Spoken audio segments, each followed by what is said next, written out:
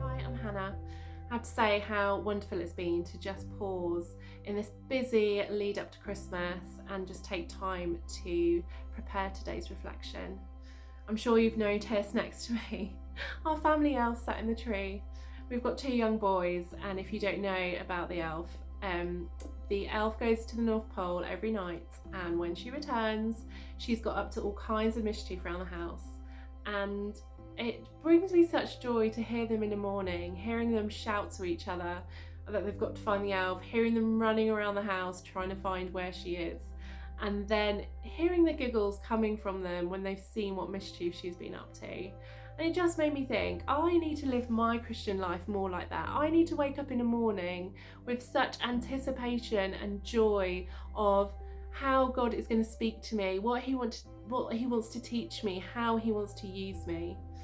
And today's passage comes from Isaiah. It's chapter 9, verses 6 and 7, which says, "For us a child is born, to us a son is given, and the government will be on his shoulders, and he will be called Wonderful Counselor, Mighty God, Everlasting Father, Prince of Peace.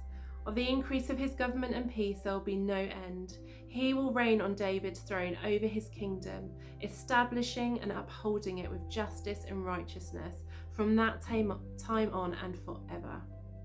And that was written 700 years before Jesus was born. And as Christians, we acknowledge that this prophecy is fulfilled through Jesus Christ. And what joy and excitement that brings, knowing that that prophecy was fulfilled, that it's documented there in the Bible 700 years before he was born. And as it says on there that Jesus would uphold his kingdom with justice and righteousness, I just looked up the meaning of righteousness. And it's a feeling or way of life that is all about doing the right thing. And as a Christian, I do like to try and live life thinking, what would Jesus do? How would he respond to this? How would he show other people love in this situation? And if we're thinking about doing the right thing, I encourage you to just take a moment to pause and think about, how am I responding to that work email? How am I responding to somebody that has asked me to do extra in my day-to-day? How am I responding to that loved one that might have hurt or upset me? Am I responding in a way that Jesus would want me to respond? Am I showing love? Am I showing kindness? How can I show more of that? And that's what I just want to leave you with today, to just pause and think about.